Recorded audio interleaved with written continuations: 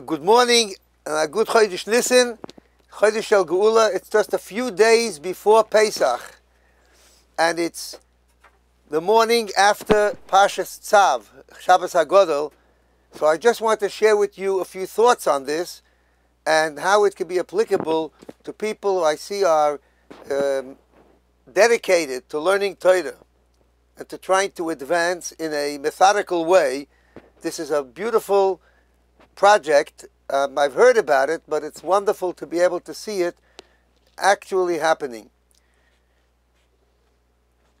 In Parshas Tzav, where we have a description of various korbanos, one of the offerings that's mentioned is the korban toida, the thanksgiving offering. And the Chazal tell us that there are four people who have to thank Hashem because they were saved from a near-death experience or from a dangerous experience.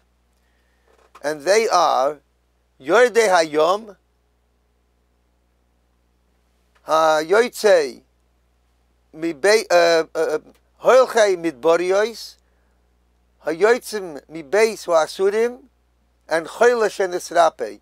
Namely, those who crossed the sea, those who have have gone through a wilderness, a desert, and those who have left prison, and an ill person, a sick person who has been healed. And the Rabbi brings down from commentaries who tell us that the order that the Chazal say is an order which reflects Yitzias Mitzrayim. That Yordei Hayom, they went through the sea, the Kriyas Yamsuf. Holchei Midbarayos, they went through the Midbar. Beis Asurim, a prison, is the fact that they were not only in the Midbar, but at some stage they were trapped in the Midbar. They were told that you're not going to be able to leave here, you're going to die over here. That's like a prison.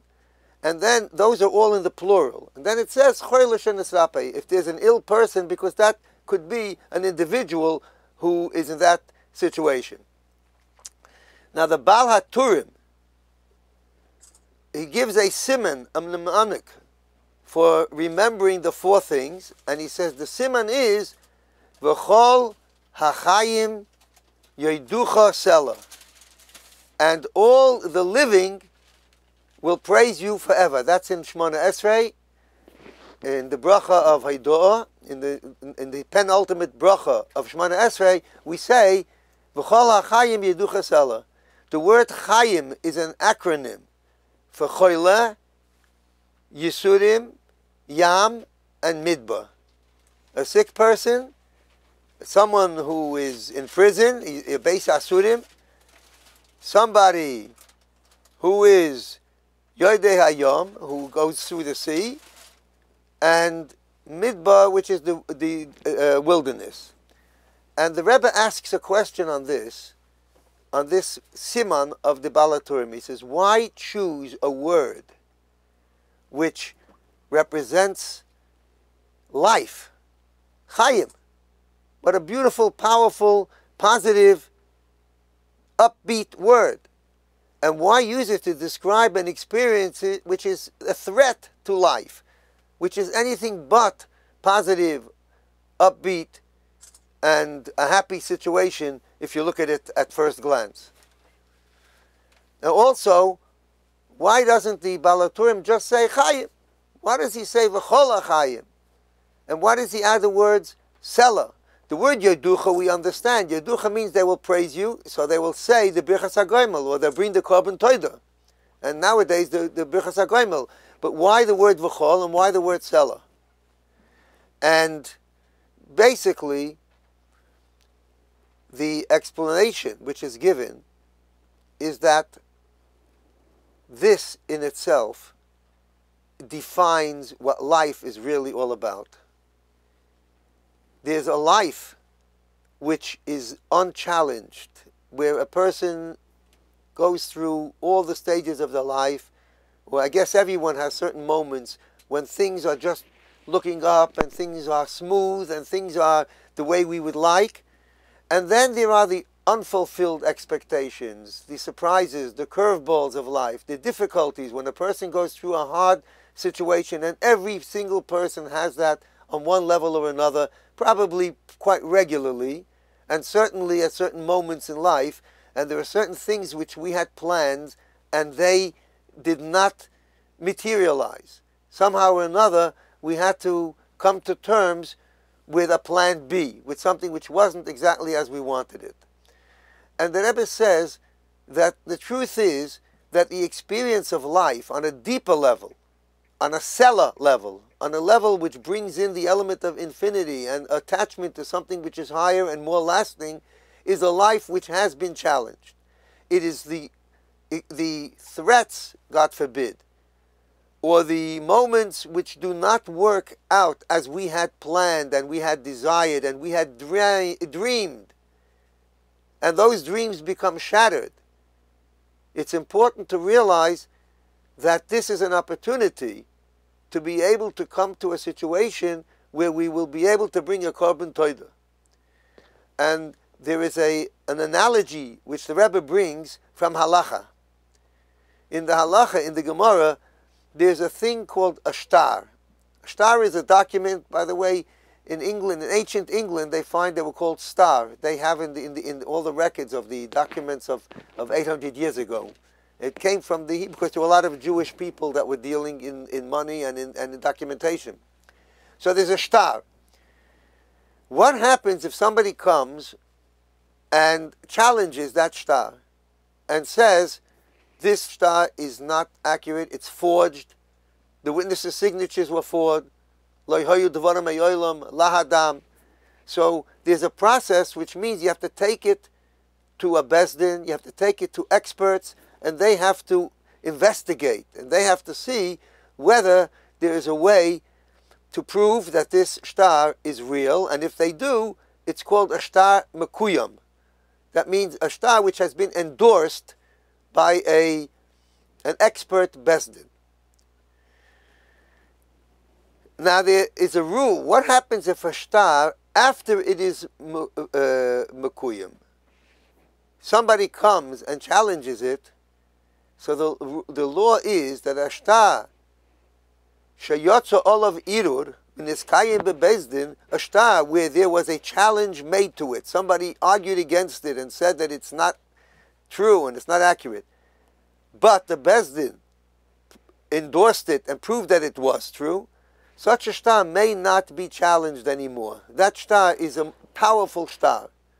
So this also seems to be counterintuitive. The shtar which had no problems, had smooth sailing, smooth running all along, that shtar is subject, it's prone to be challenged at any moment.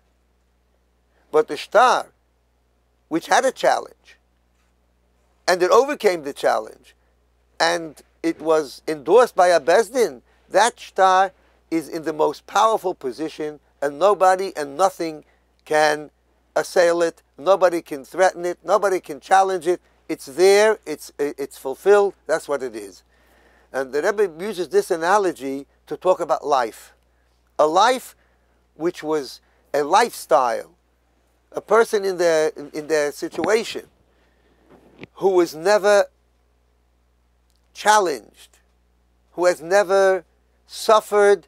I don't mean suffering from outside sources, but there's sometimes the inner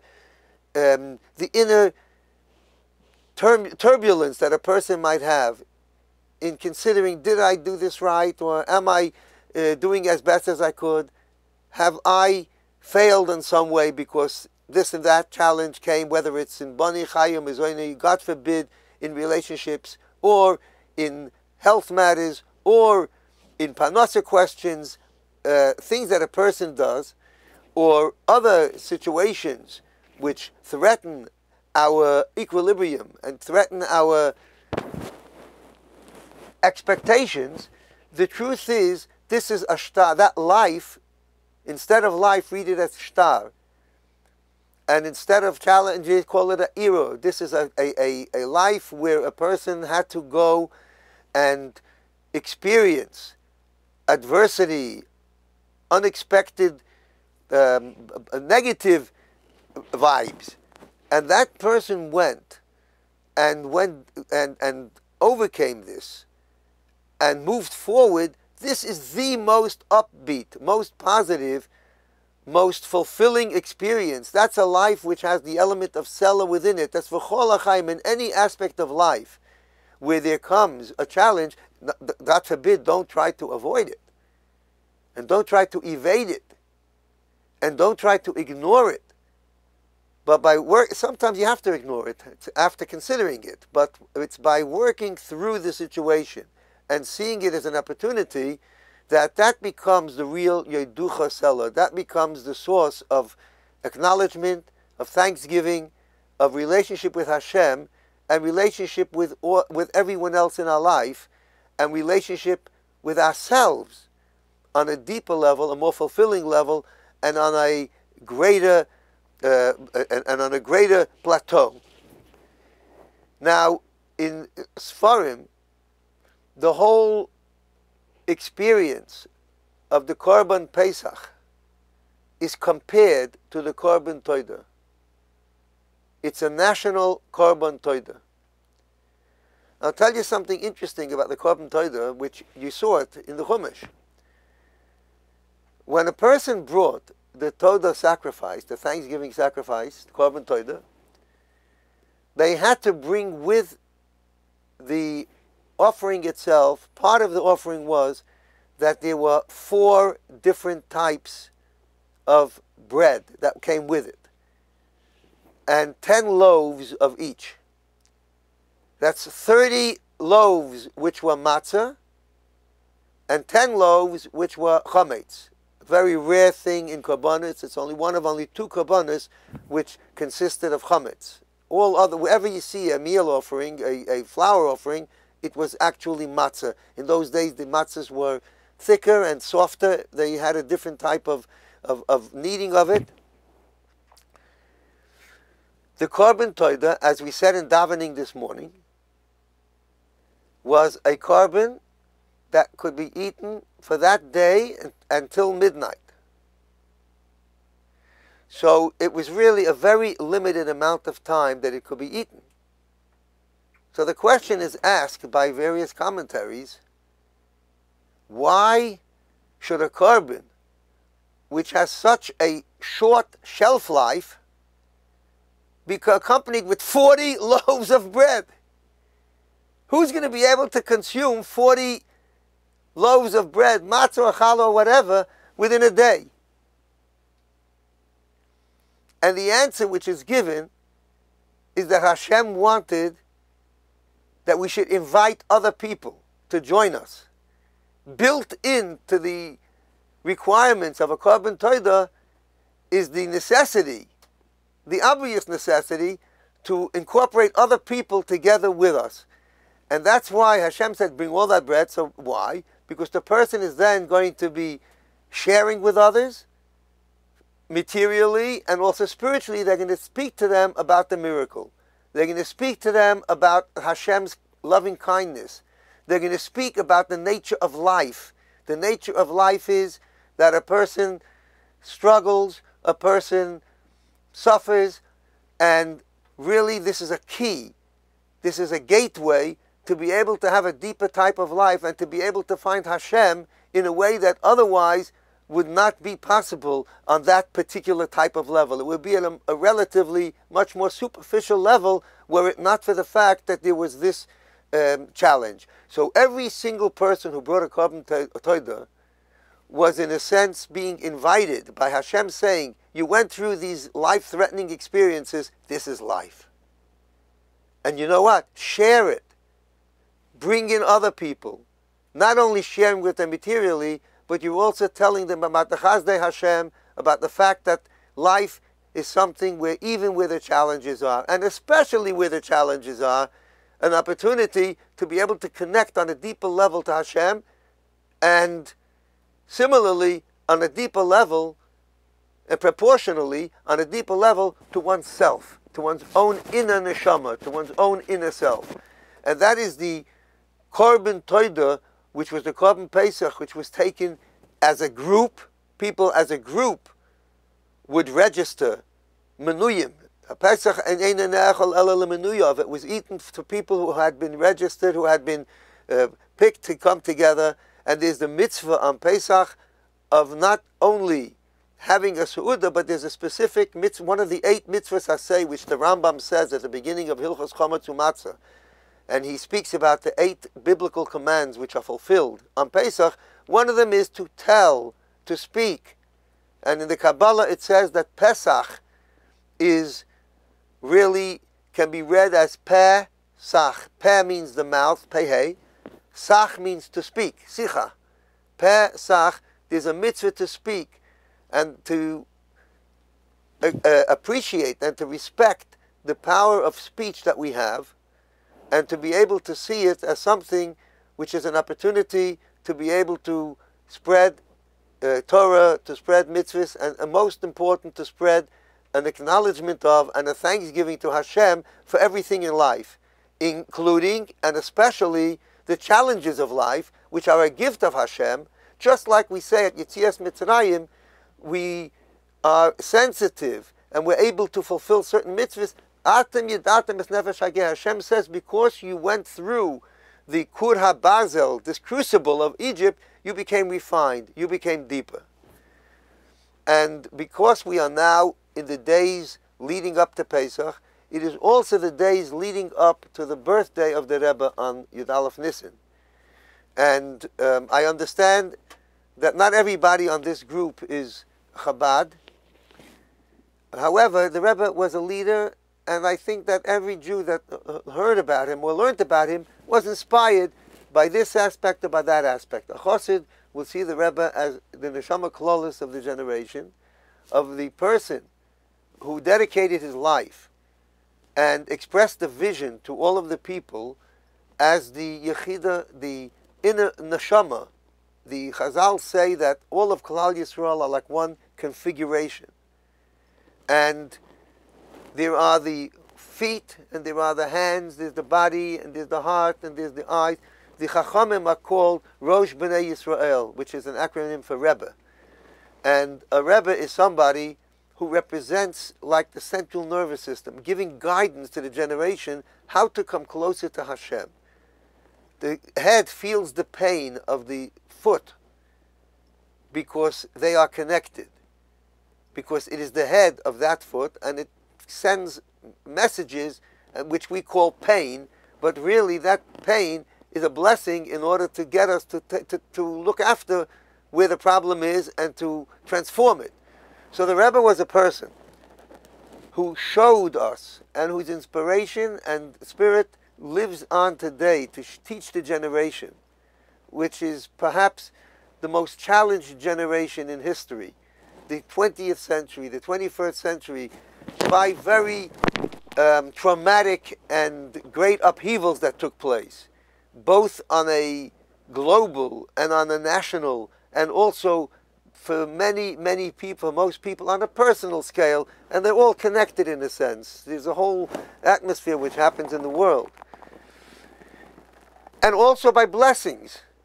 The technology, the very fact that this very discussion in itself is taking place because of the blessing, the incredible blessing of various aspects of technology. Now, those aspects are tremendous opportunities. They also contain within themselves warnings, because they can also be used, God forbid, on the negative side, and there are many forces which are trying to entice us to it. And the question could be, Lama Asa Hashem Kazois, why did Hashem do this?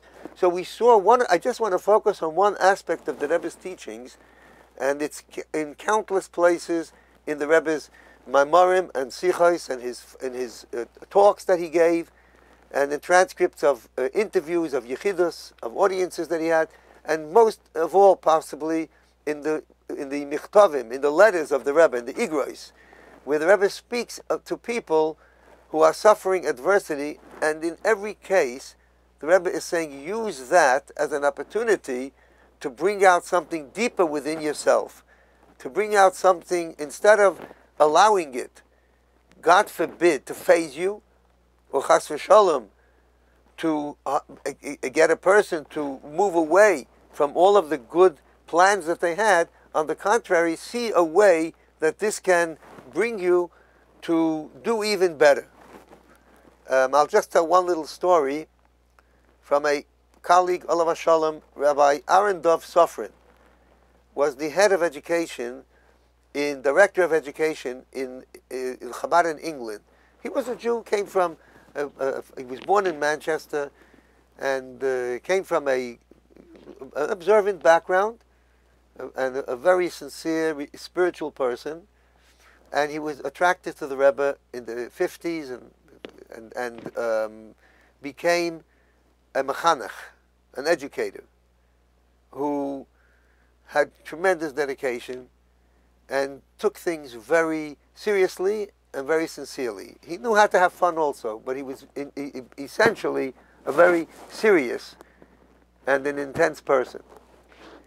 And in 1972, he became 42 years old on Chav Beis Iyar, just before Shavuos. And he went to the Rebbe for Shavuos, and he was feeling really down from all of the pressures of the work that he was doing. And he said, basically, I don't know the exact words, but he said to the Rebbe in Yechidus, in his private audience, I'm burnt out. I've had it. And he wanted to either retire or to resign from his position and take something of lesser responsibility or of lesser pressure within the field of education. And when he told this to the Rebbe sat back in his chair and gave a big smile. And the Rebbe said, you're 42 and you feel the pressures. I just turned 70 just before Pesach.